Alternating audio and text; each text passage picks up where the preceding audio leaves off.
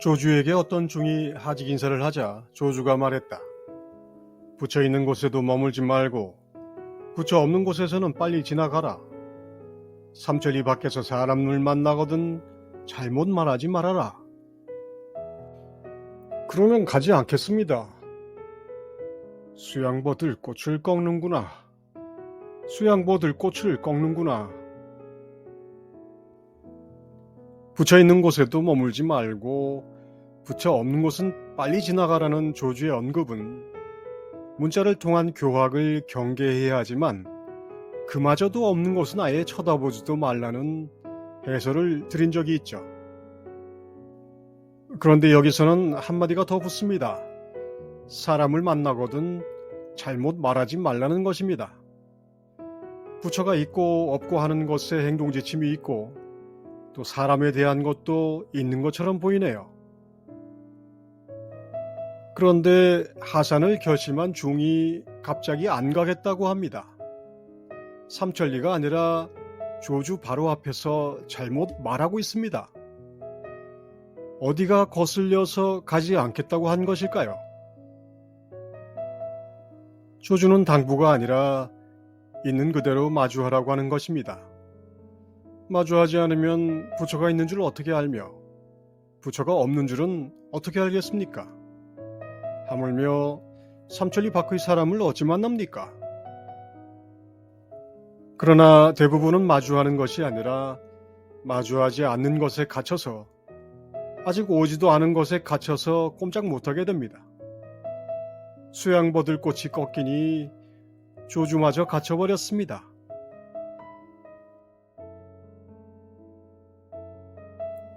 어떤 승이 건봉에게 묻되 시방의 박가범이 한 길로 드신 열반문이라 하였는데 그 길이 어디 있습니까?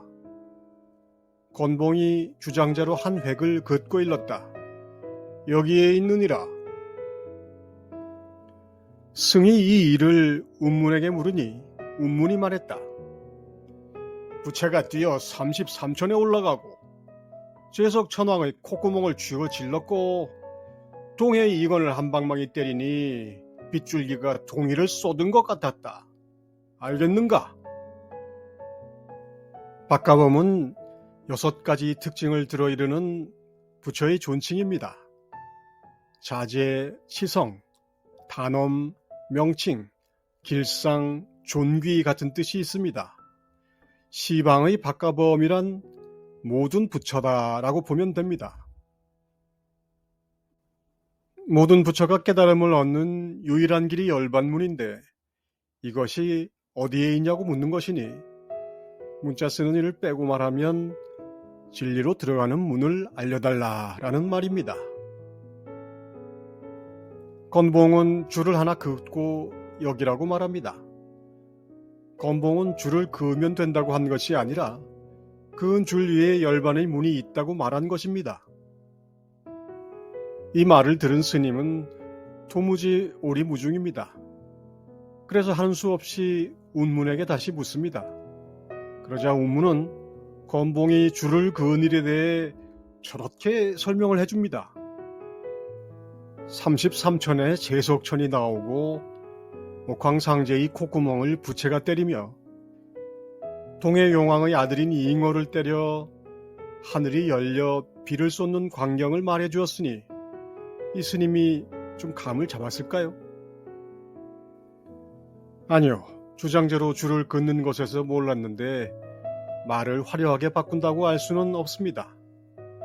오히려 주장제 한 획이 왜 이런 전설 따라 삼천리로 바뀌는지 의아해야 하지 않았을까요? 그래서 삼천리 밖의 사람을 만나지 않아도 바로 지금 여기서 알 수 있습니다. 잘못 말하는 것은 거리와는 상관이 없습니다. 가지 않아도 되는 길이 있습니다. 들지 않아도 되는 문이 있습니다. 운문이 인플레이션을 좀 심하게 구사했지만 황룡남이란 분은 건봉은 한 번의 길을 가르쳐주는 방식으로 간곡히 초심자들을 위했고 운문은 그 변화를 틔워줘서 게으르지 않게 했다고 합니다. 어쨌거나 우리가 진상을 보게 되면 사실은 제석천 상제와 동해 용왕을 동원하는 것보다는 주장자로 땅바닥에 줄 하나 긋는 것이 더욱 아름답습니다. 눈앞에 있기 때문입니다.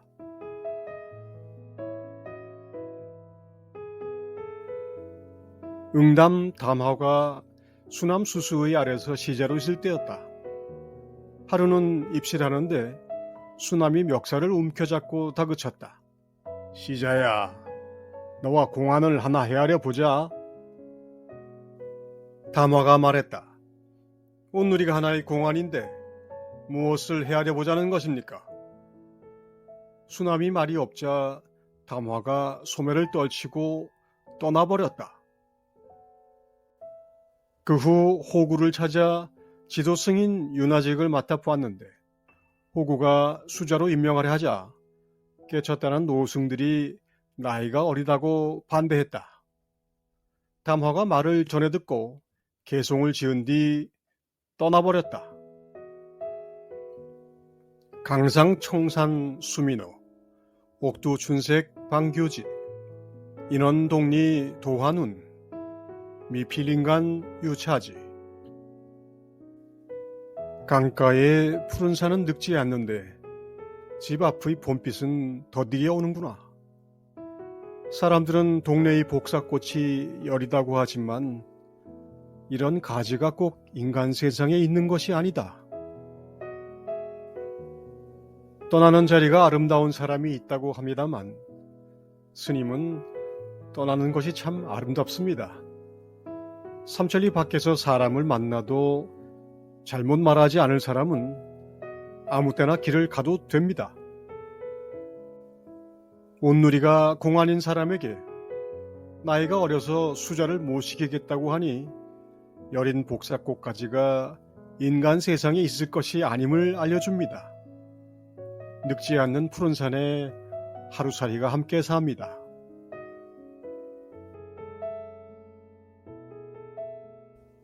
이처럼 가지 않은 길이 있습니다.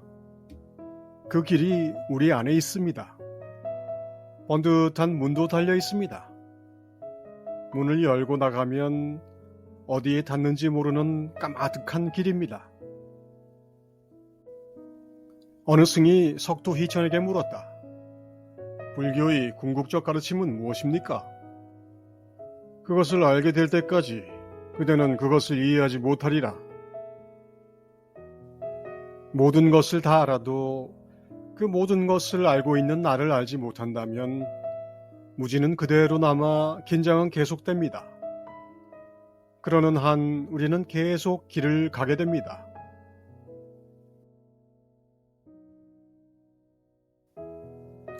수양버들꽃, 복사나무 가지, 늙지 않는 푸른 산의 가지 않은 길, 문 안으로 들어오십시오.